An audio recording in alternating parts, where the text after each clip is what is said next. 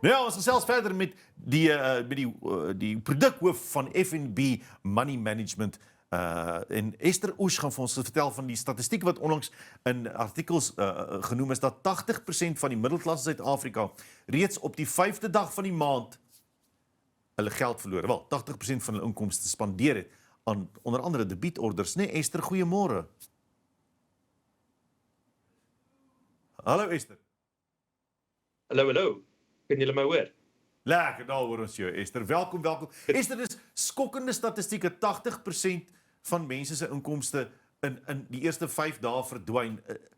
Is dit net die middelklas in Suid-Afrika? Hoekom slaan dit die middelklas so hard?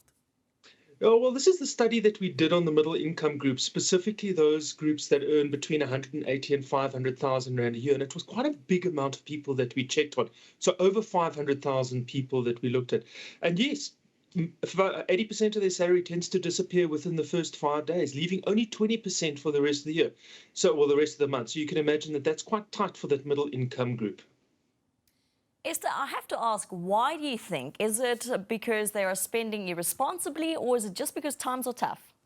Yeah, so that's a very good question. And when we started looking at what the sort of debt position or credit position is in this group specifically, we found that there's sort of 30% of this group was spending they're spending at least 30% of their income towards unsecured credit and 35% towards secured credit. Now, the difference between those two is unsecured credit. Obviously, there's no asset to the back of it. So there's no things like, it would be things like personal loans, credit cards, whereas secured credit is things like home loans and cars.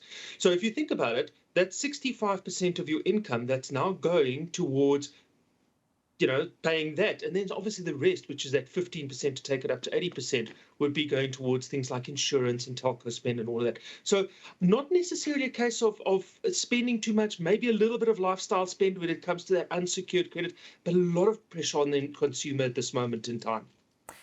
I think the worrying fact about that is that they're not really spending on wealth accumulation then. We're not spending that on paying off home loans that would eventually become our own and that would give us some security. We're not spending that on building portfolios. And I think that's quite a worrying fact about this. No, spot on. So look, the 35% is your sort of secured credit. So some of that would be going towards a home loan, but some of that could be going towards a car, which, as you said, is not necessarily wealth creation. And with this sort of 80% going towards debit orders and being spent in the first 5 days, it doesn't leave the consumer to do anything. I mean, there's savings is traditionally very low in this space. Investments, obviously, and long-term wealth creation and financial resilience is very difficult to do in this space. Ester, as mens dink aan daai 20% wat oorbly, wat is dit met krediet wat die verbruiker so vang? Ons is almal gewoond aan die feit dat as ek nie geld het nie, gaan ek dalk iewers 'n lening kan kry, maar daai lenings moet afbetaal word. Het ons afhanklik geraak van krediet? Het krediet deel van ons lewe geraak? So that's a very good question. And let's start with the right debt for the right purpose is actually a good thing. So things like a home loan is great debt because what happens is it creates wealth for you. What debt is a problem and when credit is a problem is when you're using that credit in order to survive. So exactly what you said, it's that lifestyle spend. And that's where the consumer has to be very cognizant of reducing the reliance on that type of credit. So just because your friends bought a fancy handbag or your friend's going to a fancy restaurant, it doesn't necessarily mean that you need to do that as well. Baie dankie Ester, ons gaan later 'n bietjie dieper gesels en dan praat ons ook oor die feit dat wat die ekonomiese impak op hierdie stadium op die middelklas, maar skokkende statistieke, middelklas 80% van die inkomste al gemiddeld in die eerste 5 dae daarmee heen. So ja, en dit man sal toe kry. Ons gesels later met Ester Oche. Welkom terug. Onlangse statistiek het getoon dat die Suid-Afrikaanse middelklas 80% van hulle salaris binne die eerste 5 dae bestee. En ons gesels vanmôre met Ester Oche van FNB hieroor. Ester, if you keep in mind that as you say, 80% of the income is spent within 5 days, and around about 30% of that is spent towards credit, unsecured credit like credit cards, how does the middle class get up again? Hoe staan jy op as jy weet jy het net soveel geld spandeer en die helfte van dit is aan skuld? Where do you find money somewhere else to get yourself out of that predicament if you're already spending 30% of it on your credit card? That's a very good question. And, it comes down to literally going back to basics. So having a look at where your spending is going. So either you go and, you do the old fashioned way, you write it down literally for a week or 2 weeks, where every time you spend money, where that money is going, or you can use an app as well. Plenty of app trackers, even the FNB app's got it available. And you're going to pick up where that unconscious spend is coming in. So I'm going to use myself as an example. I went into the store last week and I needed 2 items and I walked out with 2 bags of things. And there's I'm pretty sure there's some of the viewers as well that would have the instance that they stop and they buy coffee on the way to work, or they don't want to cook on the way home, or they cook when they get home, so they buy a takeaway.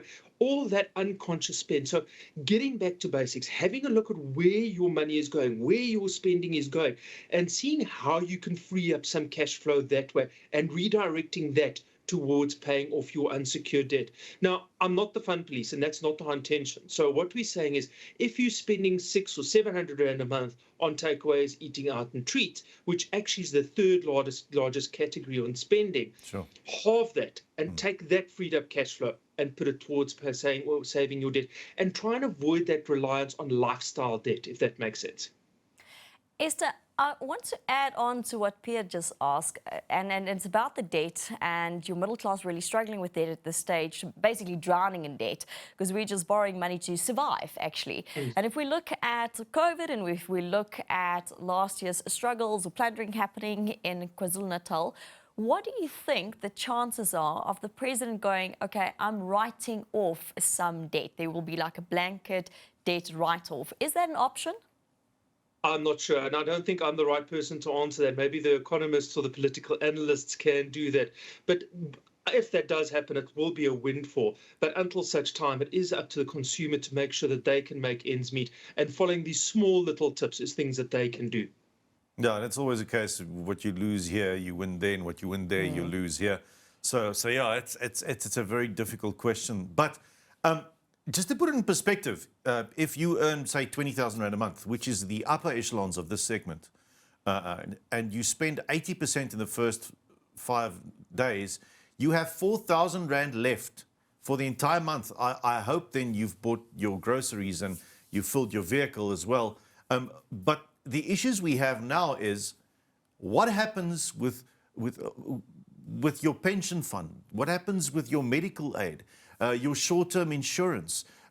Do you find that people are cutting back on short-term insurance or pension funds?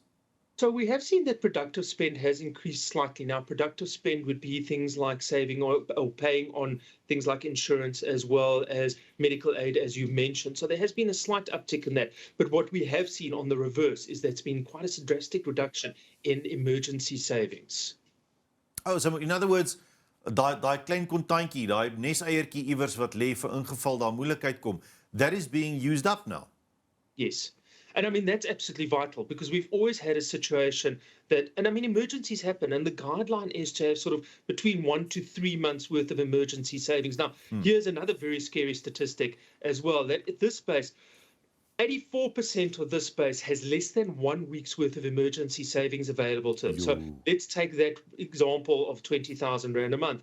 There's 80% of this base has less than 5,000 Rand available as an emergency saving. So, there is a lot of pressure, and it is something you need to get those fundamentals right of, checking your budget, starting to reduce your reliance on unsecured credit, and then, of course, that emergency saving, so that if there is a bumper bashing, there is a geyser burst, and it happens, that you've got that little bit of a buffer. I think realistically speaking, we are speaking about how we can cut back, how we can be smarter.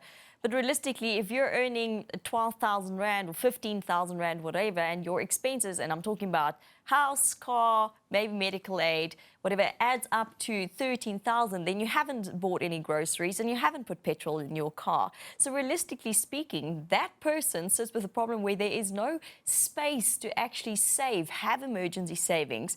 What do you do in that case? Do you then start looking for a second job? So a side hustle is always an option, making sure that you have a little bit of a side hustle. And again, obviously not a side hustle that impedes in your main income. So something on the side, be it a room that you rent out, be it baking after hours, something like that to supplement your income is an option as well. Or alternatively, right sizing. And I know that's not necessarily something that everyone wants to hear is, and that's where one really needs to look at what your choices are.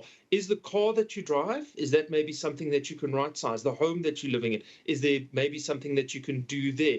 And again, we do suggest going back to those basics and something as simple as going through your bank statements to see what are those debit orders that are going off.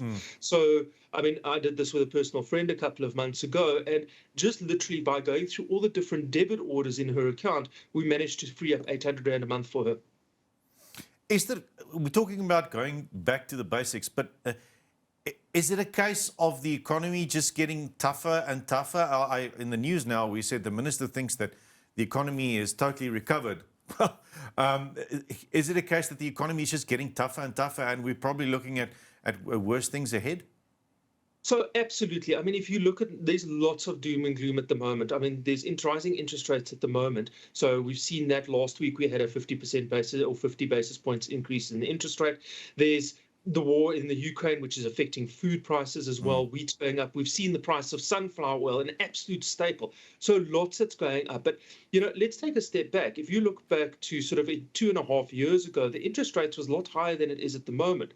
And that's, again, something is go and have a look at where that money has gone. So what were you spending on your bond before COVID hit and what you're spending on it now? And there's a little bit of a differential there. But definitely, there is tough times coming ahead for the consumer. And households with double income? I mean, that seems to be the people that are surviving at this stage, eh? Two working people bringing an income to a single household. Yeah.